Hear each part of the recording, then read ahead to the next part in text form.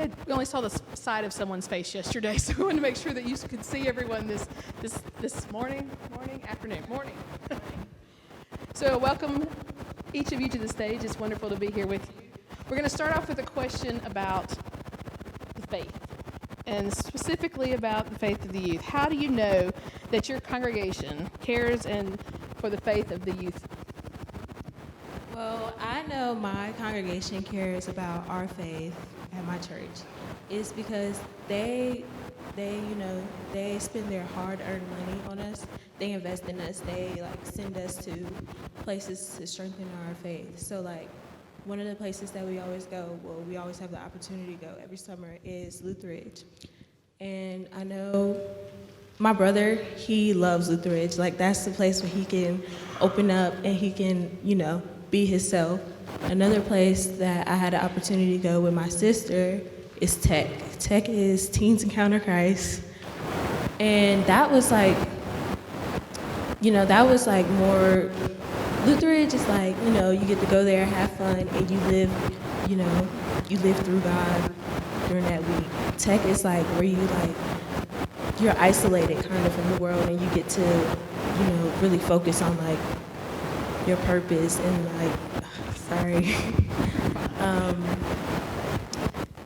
you get to focus on your purpose and really build that relationship with him. What have you learned about Jesus? Oh, absolutely. I'm Eileen. I have worked with youth for about 15 years with acolyting and crucifying, and it's a wonderful opportunity for me to let our youth know how important they are in our worship service. That it's not rote, that it really is a way that they serve our congregation. So I am not a biological grandparent, but in some ways I feel like I'm a grandparent to many of our youth. They participate in our worship. In other ways, Joy is an assistant minister, and we've had many of our youth through the years that provide that valuable service. Joy talked about going to, she didn't say the gathering, but the gathering last year, and to Lutheridge and to Tech Weekend. And these youth, when they come back, they always come and tell the congregation what they have done, what they have learned, how their faith has grown. And that, to us adults and other members of the congregation, just really makes us feel that we are mentoring and providing for our youth that is so valuable to their faith development. And it sort of helps our own faith as we see this generation that's a vital part of us now and will be in the years to come for our church. Thank you, Joy. Thank you, Eileen. What have you learned about Jesus being part of Emmanuel that has changed your life?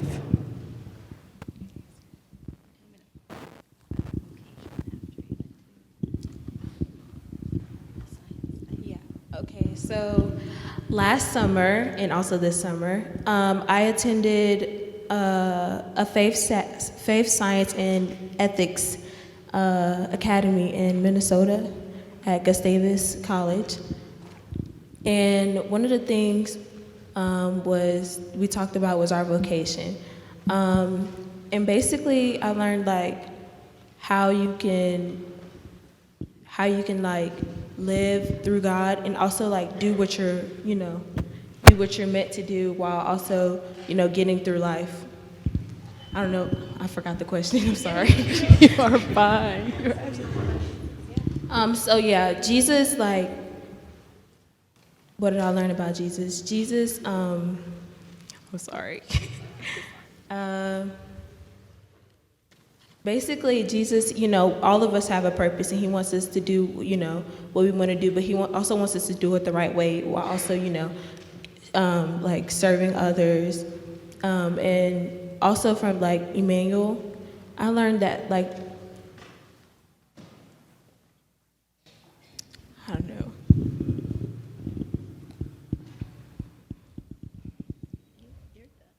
You're doing great. question that I understood is what we've learned about Jesus through at Emmanuel. And for me, it is community, all about community. When we were looking at the video with Bishop Eaton, and she was talking about passing the peace, that is one of my very favorite parts of our worship experience, because I look the other person in the eye, they look at me, and I feel a sincerity there that we are about God's work and that we are called to serve each other and beyond. And that is such a part of our church that I feel I see Jesus in the faces of others. We are currently looking at becoming an RIC congregation, which is very exciting. In fact, Joy was on the task force with others who have brought or have a proposed welcoming statement. So I see this as a continuation of welcoming folks.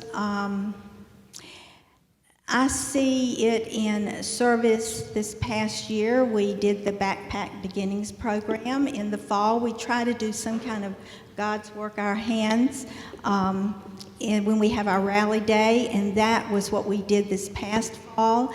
And saw so much enthusiasm and excitement as people brought together items to pack backpacks for students over the weekends and holidays when they may not have a meal at home. And an offshoot of this is that one of our congregation members who had taken a lead role in that project is now delivering backpacks to schools from a main office. I have recently, in the past 6 months, become the lead person once a month with mobile meals. And many of those who've done mobile meals for many years are getting older. They don't see as well, and they can't drive to deliver those meals or be the runner to take the meal to the door. And so it's being creative and asking people, perhaps could you do it maybe once a year so that you can have a list you can call on when those other regulars cannot do it. Or even asking Pastor Jennifer occasionally if she can. Or when we deliver the day after Christmas, Joy and her brothers volunteered to come with us and deliver meals. So it's being creative and looking at those among us and how we can serve each other and our community. So that's where I see Jesus. I'm going to go completely off script and tell you that I see Jesus in Joy because it is my privilege and honor to work with her on the LYO board. And I know this is terrifying to be up in front of all of you. She did something more brave, more bold when she stood up in front of 500 of her peers to tell her story. So I see Jesus in Joy, and I'm thankful for Emmanuel for that gift. I second that. Amen.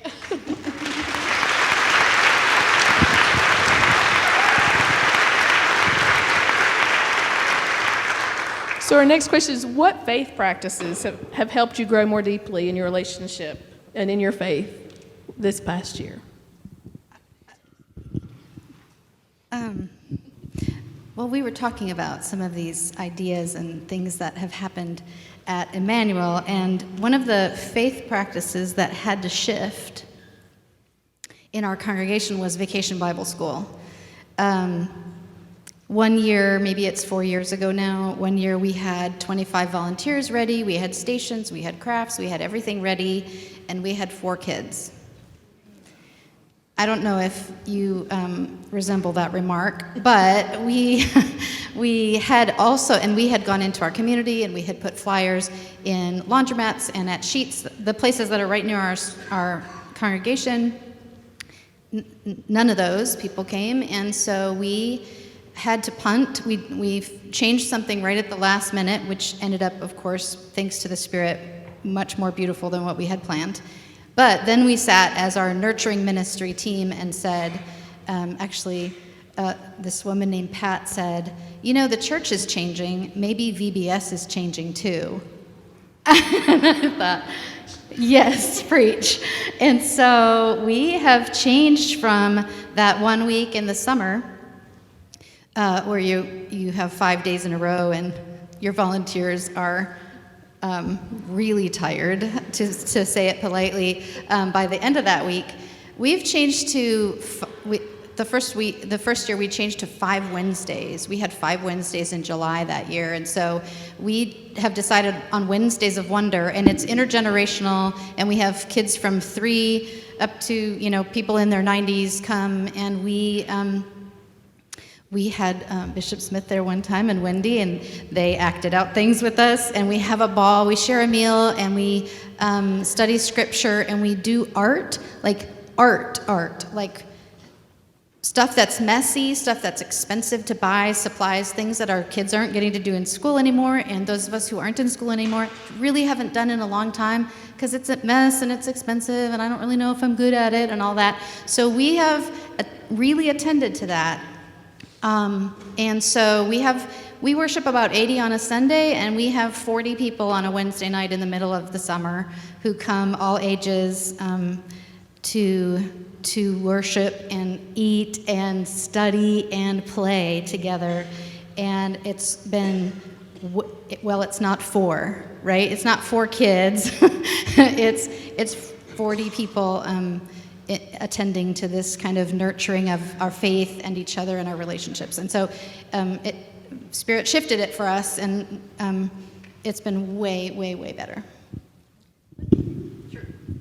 To add, just to give you a flavor of what Pastor Jennifer's talking about, last summer when we had Wednesdays of Wonder in July, one of the Wednesdays we looked at farms and how they provide food for the world, and we had a video looking in Africa and farms there providing, how we can assist. And I am an avid gardener. I'm going to be telling my age, but I've gardened for over 40 years.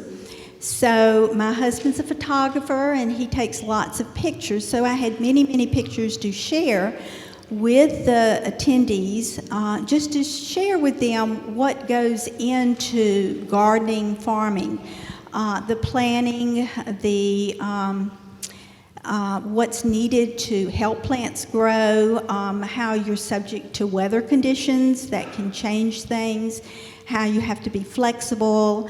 And so I had gone around and taken pictures of some other members in our church and some of their neighbors who had gardens, all looking somewhat different crops raised, and could share that with the group. We talked about food deserts.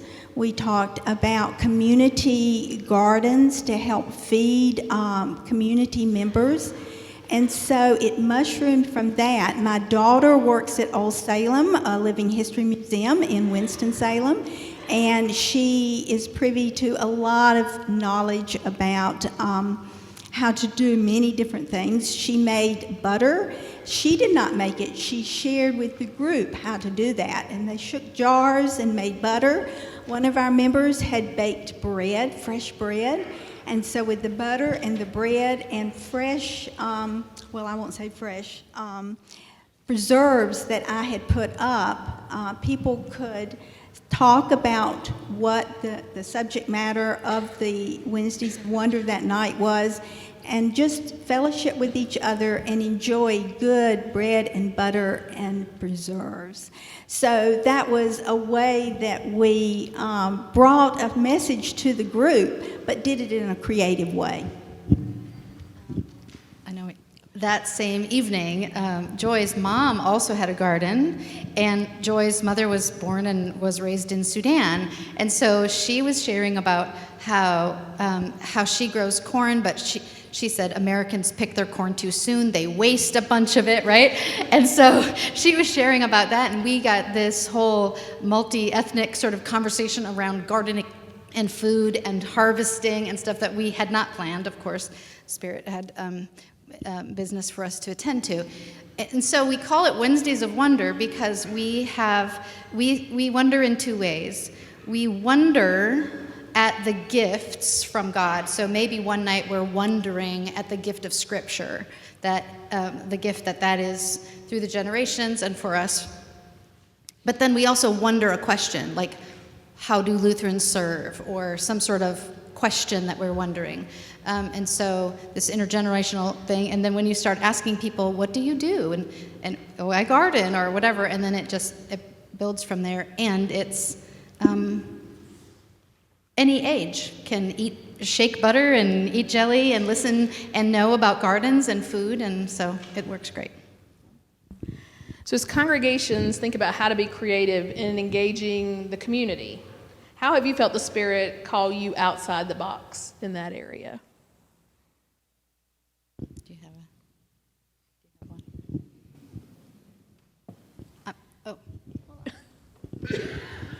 I mentioned the service project about Backpack Beginnings, but our youth had come up, I think it was the youth, had come up with undies, is that right? Undies Sunday. And what they were encouraging the congregation to bring underwear for children in elementary school, maybe beyond, but particularly elementary school, that there was a need for that. And we had heard that from teachers. And so it got people thinking about what the needs are out in the community.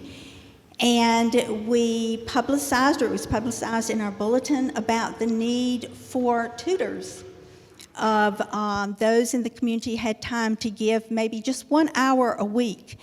And myself and a couple of others have been doing that, and I've even been a proctor for EOGs, if you know what that is, which is a whole different thing. It's been educational for me to really go into the school and see children and their learning and how to assist and help. So that's working outside the box, how one project can move into other greater things. Well, I don't know if Joy wants to say this, but I see her moving outside of our congregation in leadership at LYO. She just steps into whatever position is needed, and she's mentioned going to this Gustavus Adolphus Faith, Science, and Ethics Academy, and she's going again this year, and that will bring her to something next, right? And so not just her bringing her beautiful self to Gustavus Adolphus and meeting those people and affecting those lives and having them affect her, but she's 17. She's going out into the world to bring all of these things. So it's, I don't know if you want to say that, but I'll say it about you.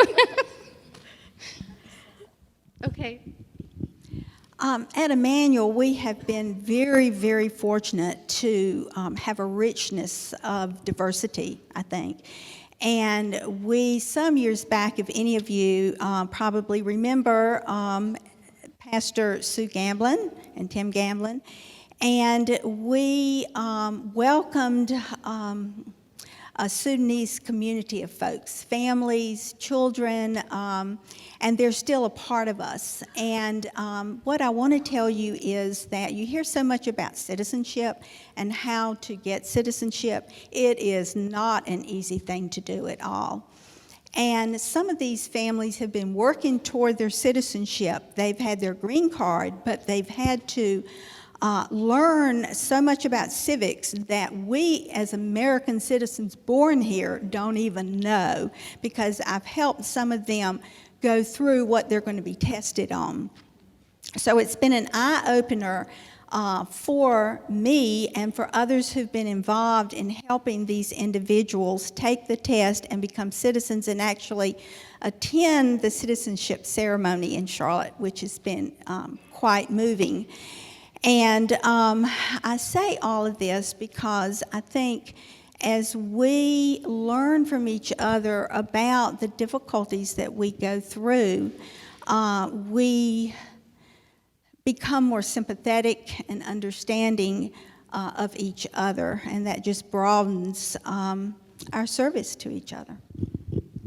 And then I'm going to say one more thing about this citizenship. So we had a young woman who was, I think she was 18 or 19. She was becoming a citizen on a day. Like, they just give you a date, and you better be there, right? So they gave her a date, and her parents couldn't be there. They had to be at work.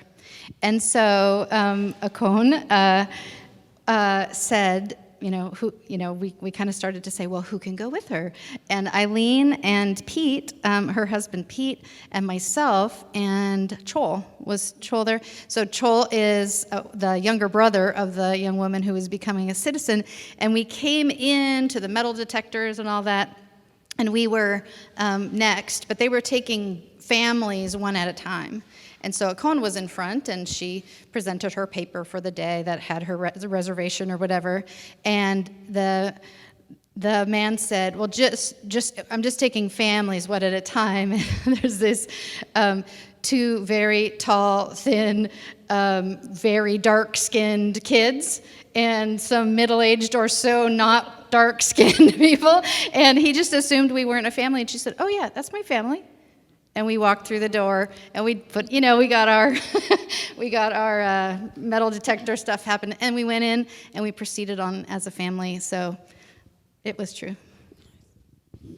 I hear you listening in your congregation. I hear you're listening to what's happening in your community. I hear you're taking bold steps and being brave to try something new. So how does your congregation engage in prayer together to surround that and ground that in all that you do? This one's yours.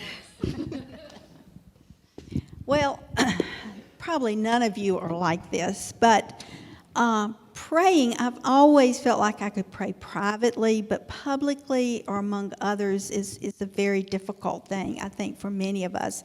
I'm in a choir, and when we would leave on Wednesday evenings, our choir director would say, who wants to lead us in prayer before we leave? And everybody.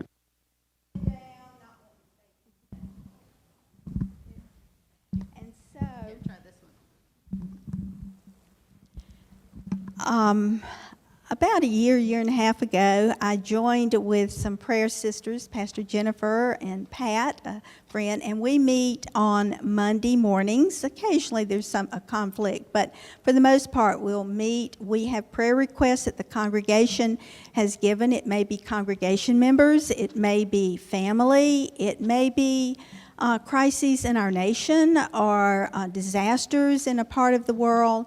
And these are written down, but we have in our head and know what's going on within our community quite often. And so we sit around and we first talk and quiet ourselves and think about what the needs are, both within our congregation and beyond. And then we settle in and we have prayers. We usually have a certain turn taking, but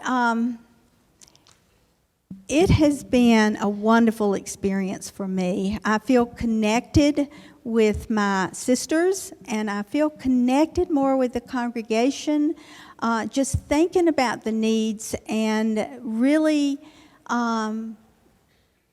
verbally saying those and talking to God and among each other. And prayer is communication within us and to God, and it's such a sincerity among us, and to me that has been so faith-building. Please join me in thanking Jennifer and Joy and Eileen for sharing a little bit of their story here about Emmanuel.